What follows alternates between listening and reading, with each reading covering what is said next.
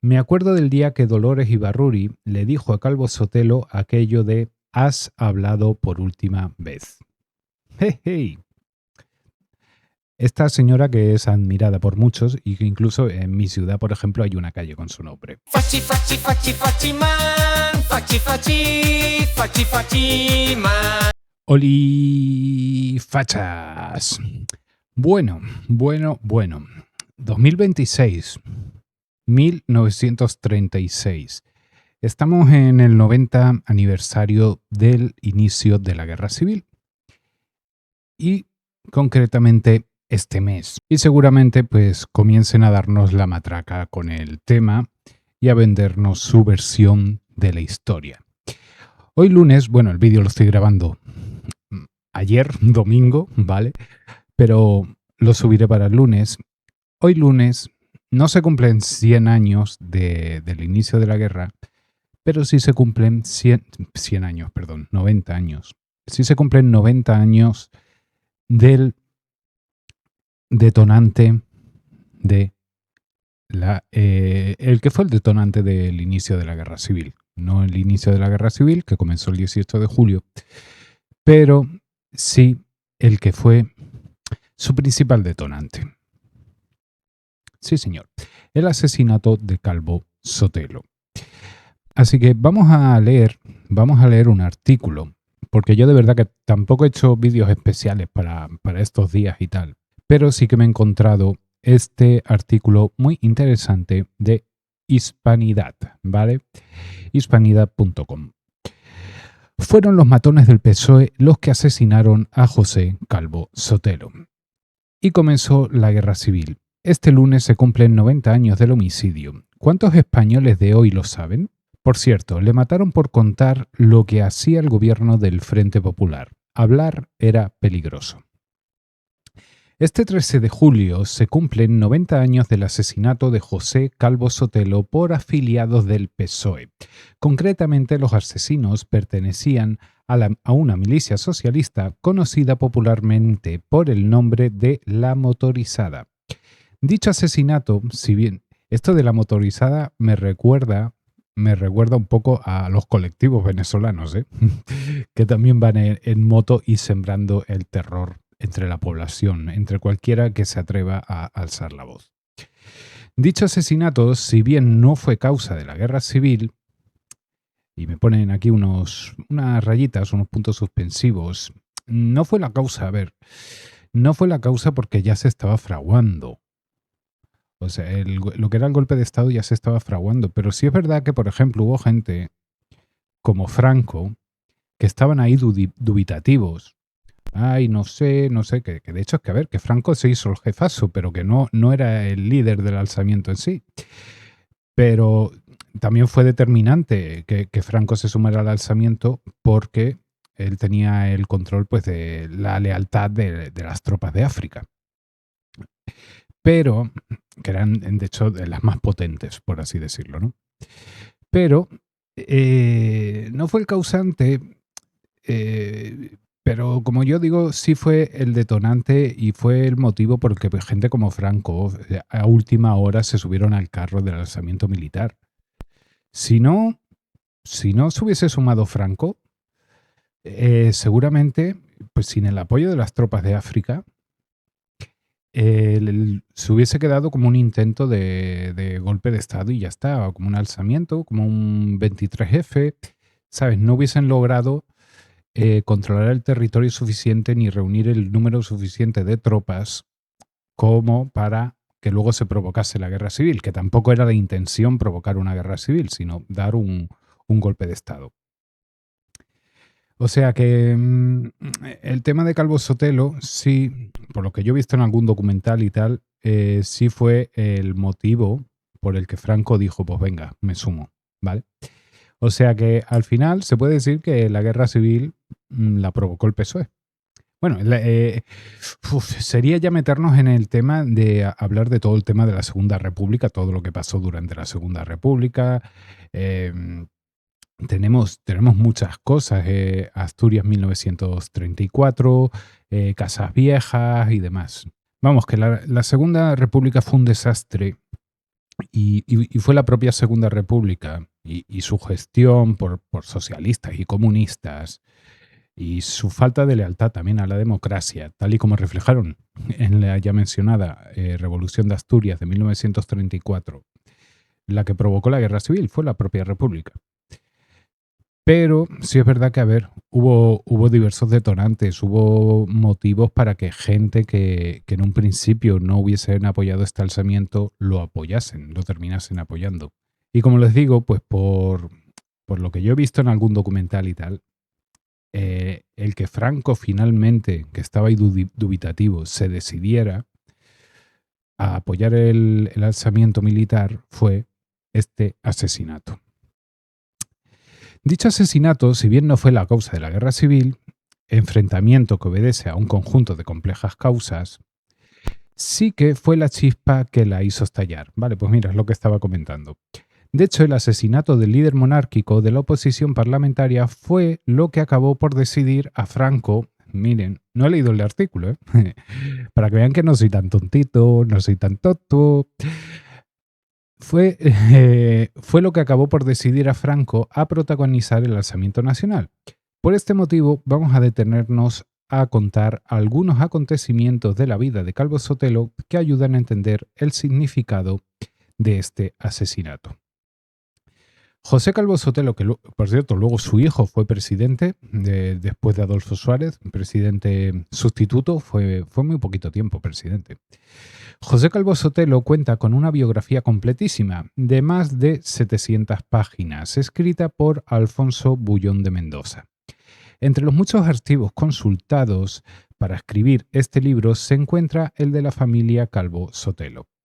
Dicho autor se detiene a analizar la actuación parlamentaria de su biografiado en lo que él llama la primavera trágica de 1936, porque fue esos meses cuando desde el gobierno se le señaló para que fuera asesinado el 13 de julio de 1936. En mi opinión, fue esa primavera cuando el Frente Popular dictó sentencia de muerte contra José Calvo Sotelo por contar lo que hacía el gobierno. Hablar era peligroso. El 15 de abril de 1936, Manuel Azaña, como presidente del Congreso, defendió en el Congreso el programa del Frente Popular. Se presentó como una personificación de la calma y se atrevió a decir que nosotros no hemos venido a presidir una guerra civil, más bien hemos venido con la intención de evitarla. ¿Vale? O sea, para que vean que hasta qué punto se estaba gestando ya la guerra civil, no solo por parte de los militares de forma oculta, sino que ya se olía, se veía venir que se iba a liar algo gordo. Ya hasta el propio presidente de la República, Manuel Azaña, lo estaba advirtiendo, ¿no? A lo que Calvo Sotelo contestó: «Señor Azaña, eso, dicho en la Cámara el día 10 o el 1 de marzo, podría haber pasado en silencio sin una protesta. Pero hablar de calma como característica de gobierno a las 6, 7 u 8 semanas de actuación de los hombres que constituyen este gobierno, cuando la garantía de vida en la calle es una cosa inexistente». En esta ocasión, Calvo Sotelo concretó su denuncia y expuso un resumen de los atropellos cometidos desde el triunfo del Frente Popular, consciente de que este tipo de información no se podía publicar en la prensa, puesto que el Frente Popular había desterrado la libertad de información. Calvo Sotelo pidió que su informe se incorporara como anexo al diario de sesiones, de modo que así la prensa podría evitar la censura y lo pudiera publicar como parte de un discurso parlamentario. Según los datos que expuso Calvo Sotelo, esta era la realidad de lo que había ocurrido en España tras el triunfo del Frente Popular. Desde el 16 de febrero hasta el 2 de abril, mis datos no alcanzan al periodo posterior. Ha habido lo siguiente: asaltos y destrozos en centros políticos, 56. En establecimientos públicos y privados, 72. En domicilios particulares, 33. En iglesias, 36. Incendios en centros políticos, 12. Y en establecimientos públicos y privados, 44. En domicilios particulares, 15. En Iglesias, 106, estamos hablando de incendios, de las cuales 56 quedaron completamente destrozadas. Huelgas generales, 11, tiroteos, 39, agresiones, 65, atracos, 24, heridos, 345, muertos, 74. El señor Azaña se limitaba a calificar de tontería el incendio de Iglesias. Grandes son las pérdidas que ha experimentado el arte español, esculturas de Salsillo, magníficos retablos de Juan de Juanes, lienzos de Tiziano, tallas policromadas, obras que habían sido declaradas monumentos nacionales como la iglesia de Santa María de Elche. Han ardido en medio del abandono, cuando no con la protección cómplice de representantes de la autoridad pública. Un mes después de esta intervención parlamentaria, el 13 de mayo de 1936 tomaban el relevo al frente del gobierno de España Santiago Césares Quiroga. La situación no solo no había mejorado, sino que había empeorado. La tensión parlamentaria llegó a un punto que el 16 de junio Casares Quiroga no se anduvo con rodeos y en un discurso en el Congreso amenazó directamente a Calvo Sotelo, a lo que él aludió respondiendo: «Yo tengo, señor Casares Quiroga, anchas espaldas. Su señoría es hombre fácil y pronto para el gesto de reto y para palabras de amenaza.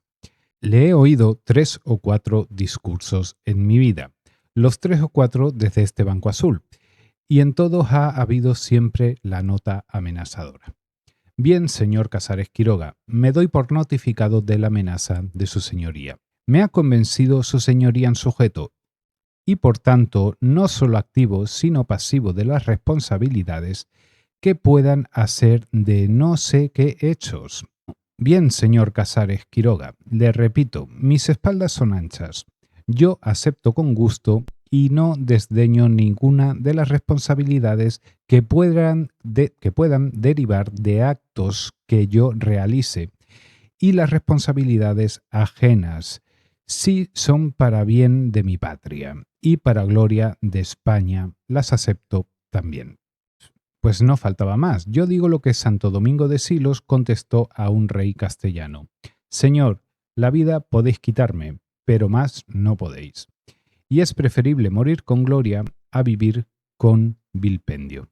Fue en esta sesión parlamentaria en el que la pasionaria, desde su escaño, la pasionaria Dolores Ibarruri, amenazó de muerte a Calvo Sotelo.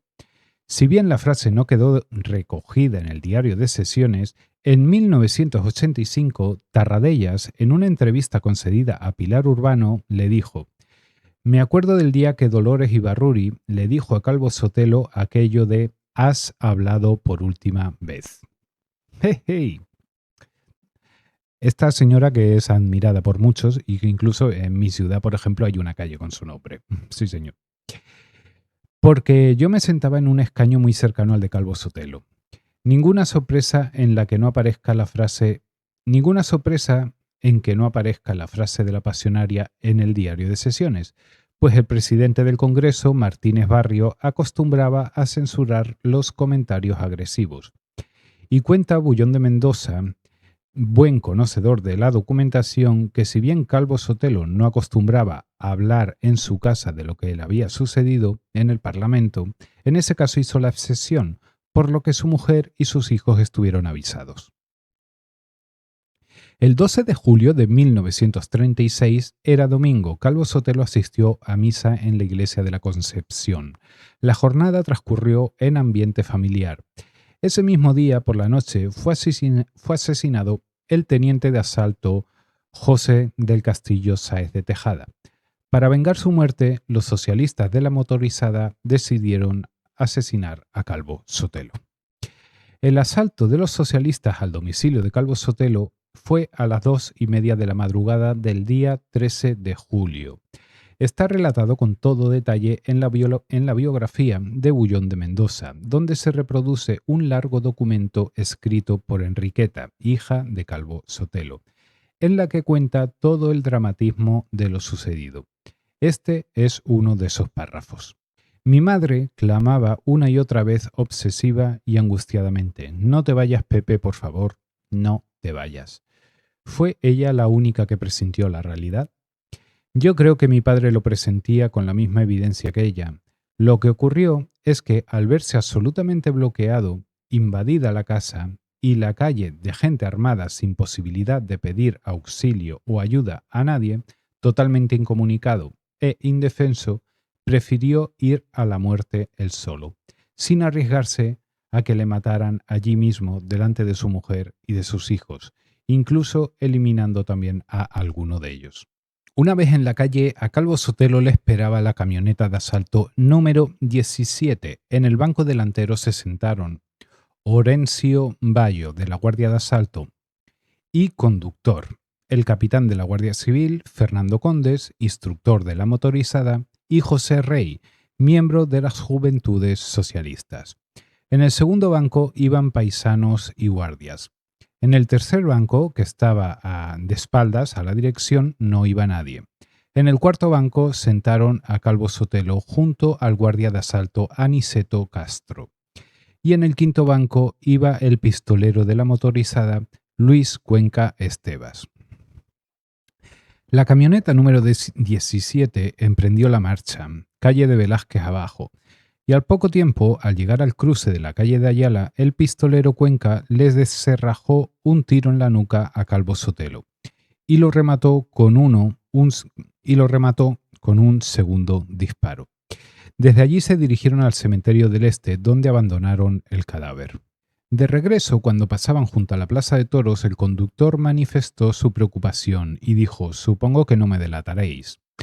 Le respondió Fernando Condes: «No te preocupes, que nada te pasará». A lo que José del Rey remarcó: «El que diga algo de esto se suicida. Lo mataremos como a este perro». En aquellos momentos los dirigentes del PSOE encubrieron los asesinatos y los siguen encubriendo a día de hoy. Y desde entonces hasta el día de hoy, oficialmente, el PSOE guarda silencio sobre este asesinato.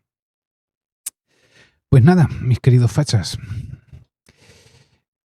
Como les digo, hoy se cumplen 90 años del asesinato de gran artículo de Hispanidad, ¿vale? Les dejaré el enlace abajo en la descripción. Esta es la camioneta, ¿vale? Una camioneta totalmente descubierta, con varias filas. Bueno, como les digo, se cumplen 90 años de este asesinato que provocó, como les digo, a ver, no se puede decir que este evento única y exclusivamente provocara el estallido de la guerra civil. No. Pero sí que fue el detonante, y el detonante para muchos. Y como les digo, entre ellos Franco. De que los socialistas no hubiesen matado a Calvo Sotelo, quién sabe cómo hubiese derivado la historia. Tal vez sí, hubiese habido un intento de golpe de Estado, un alzamiento, pero sin el apoyo de las tropas de África, que eran leales a Franco, no hubiesen triunfado para nada. No hubiesen triunfado ni siquiera lo suficiente como para provocar una guerra civil. Esto es así. Así que cada vez que lloren de la guerra y tal, pues igual hay que recordarle esto a los socialistas. Porque de hecho es que van a prepárense el 18 de julio, porque yo no sé si tienen algo preparado o no, pero van a estar dándonos la matraca con el tema. Así que dándonos la matraca con una guerra que provocaron ellos. Pues nada, mis queridos fachas. Hasta el próximo vídeo.